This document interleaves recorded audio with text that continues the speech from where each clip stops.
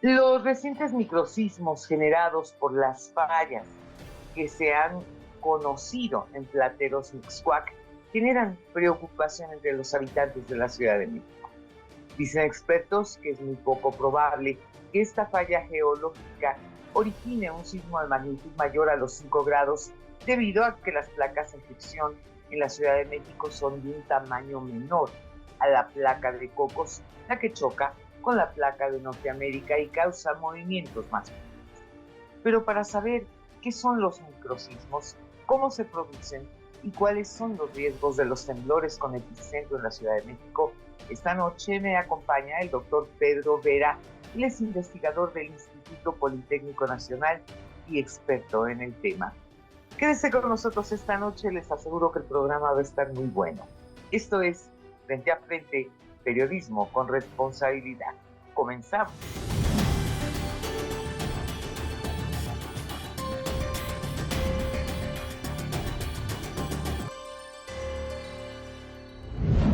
Pues yo no sé ustedes, pero yo sí les debo de confesar algo de manera clara y abierta.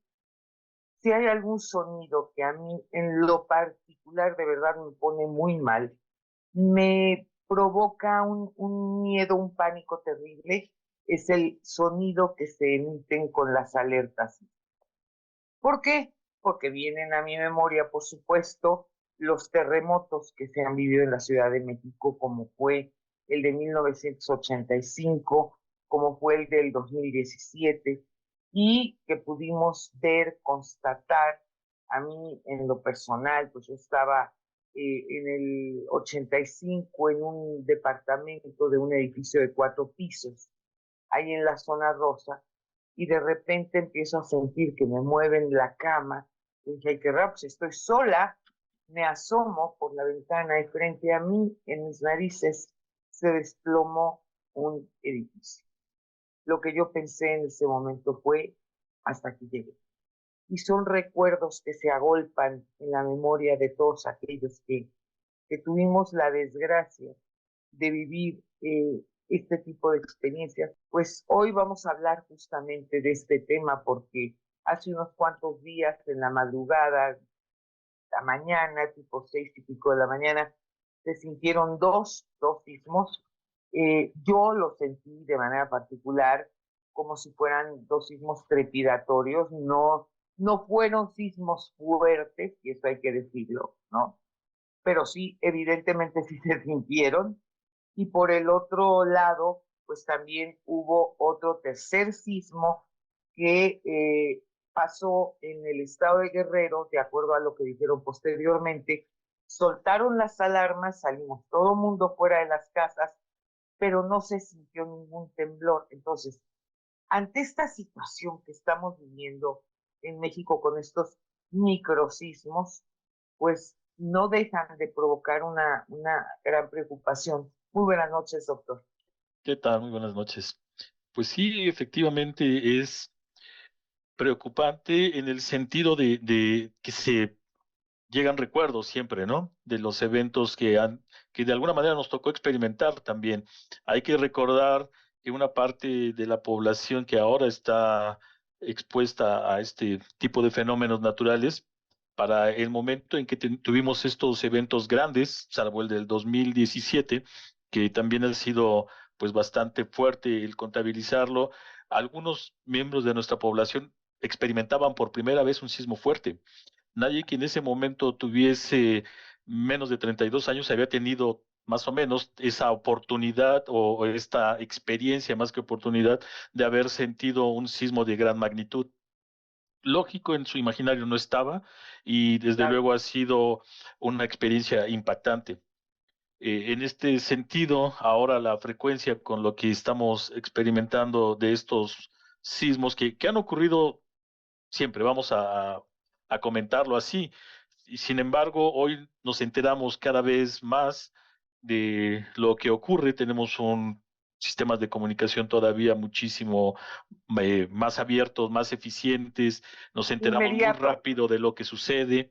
Las Sí, redes claro. sociales, bueno, juegan un papel determinante de ambos lados, ¿no? En la circulación de información, a veces buena y a veces no siempre del todo correcta. Sí es importante en este sentido, pues mantenerse informados, el conocer el fenómeno también, aprovechar esta ventaja que tenemos acceso a una cantidad enorme de información para estar preparados, conscientes también de los programas que ya existen, pero también de las implicaciones que tiene un fenómeno como este y que pueden ser, pues si bien es cierto, en diferente grado de magnitud, la percepción que tenemos de ellos o la intensidad de los mismos, pues va a ser difícil que nos acostumbremos, ¿no? Podemos estar conscientes del fenómeno, difícilmente nos vamos a acostumbrar a ellos porque el día que suceda no vamos a reaccionar, ¿no?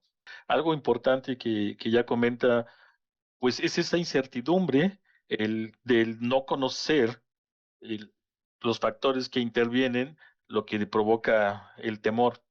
Y con esto, pues las reacciones. Al final, en el caso de los fenómenos naturales, es el desconocimiento mismo de su origen, de su evolución, de lo que puede suceder, puesto que hemos visto sus efectos de primera mano, ¿no? Entonces, sí es el miedo a lo que no conocemos y a lo que va a suceder, la incertidumbre de esto que va a suceder, lo que provoca esta reacción. Entonces, en este sentido, el informarnos, el mantenernos alerta, el estar verificando pues la situación de la casa o del lugar en el que estemos, es parte de todo un proceso de aprendizaje, pero en la medida que podamos llevar a cabo esto y recurramos a las medidas que ya existen, ¿no? Porque a cada lugar que vamos ahora hay rutas de evacuación, ahora hay puntos de reunión que ha tomado tiempo llevar a cabo todos estos tipos de actividades también.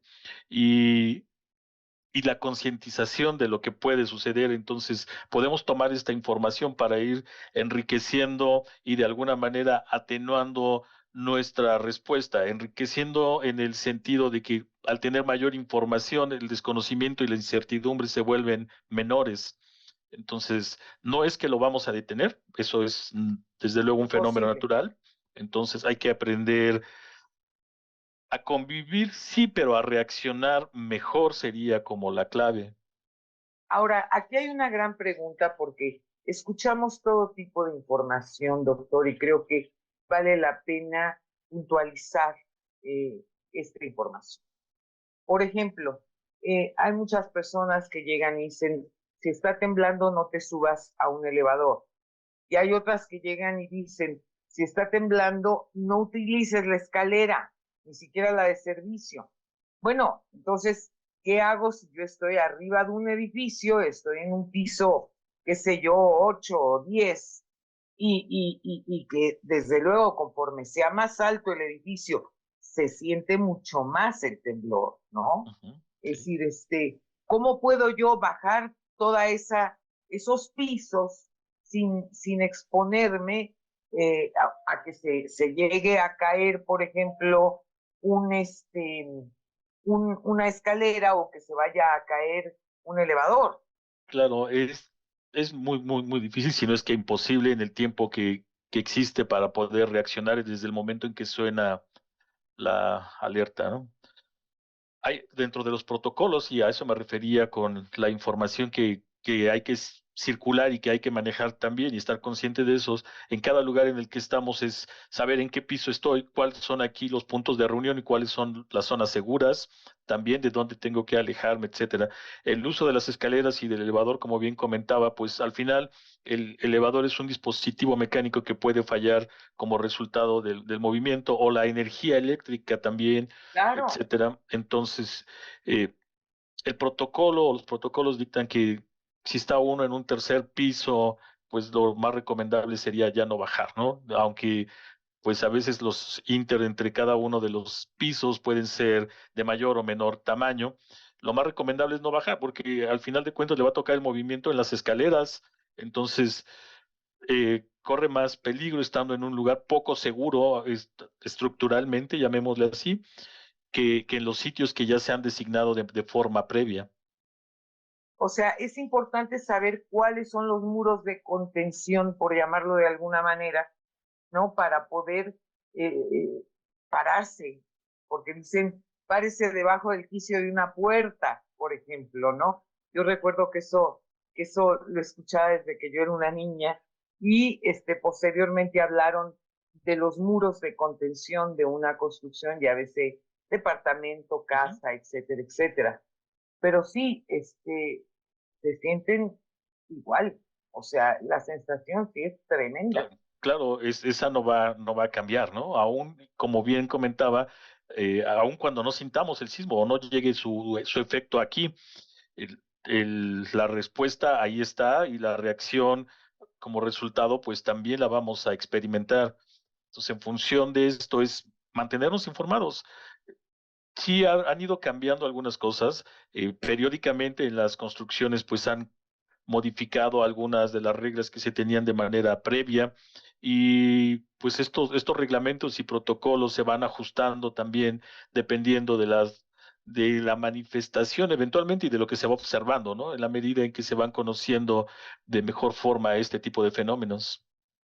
Efectivamente. Y bueno, sin lugar a dudas, es muy importante pues que todo mundo esté enterado, que todo mundo sepa, conozca cómo está la estructura de los lugares donde viven, cómo está la estructura de los lugares donde trabajan, ¿no?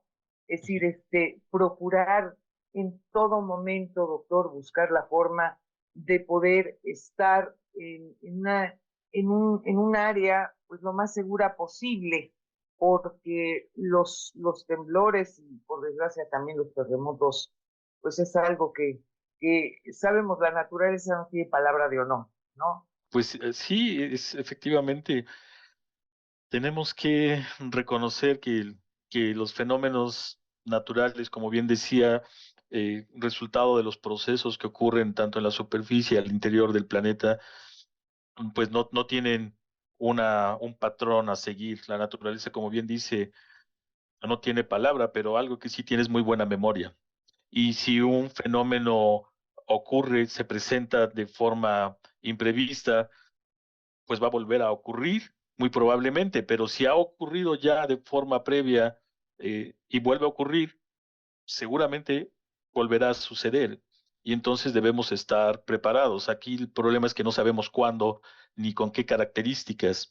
Entonces lo mejor es mantenerse pendiente, observar. Ya comentaba el estar pendiente de la casa, de cuáles son los lugares seguros, pero también estar pendiente de la casa en cuanto a veces a los daños que ya presenta de por sí o el lugar en el que Fugas de estamos. gas, por Claro, mencionar algo, ¿no? Fugas de sí, agua, porque pues todo esto lo puede provocar sí, un temblor o un terremoto, así desde luego. es. Podemos tener daños en la estructura que no necesariamente hayan sido causados por el sismo, resultado Claro, tal vez de un mal proceso constructivo, de una falta de mantenimiento, de correcto. alguna fuga, como ya bien decía, o en el caso de la Ciudad de México, de la deformación previa que ya de por sí estamos experimentando, que es este hundimiento paulatino de la ciudad, de, No, de pues forma estamos sobre un distinta en lago, todos. Así es. claro. Claro, hemos quitado el agua del lago y básicamente nos asentamos en el lecho de este lago, en el lodo del lago, literalmente. Pues hay que estar muy pendientes, hay que tomar en la medida de lo posible pues todas las precauciones, ¿verdad? Que nos permita vivir con un poquito más de tranquilidad. Le agradezco muchísimo de veras su participación en Frente a Frente. No se pierda nuestro próximo programa. México vive tiempos de cambio, tiempos de dar la cara, tiempos para hablar frente a frente. Muy bueno.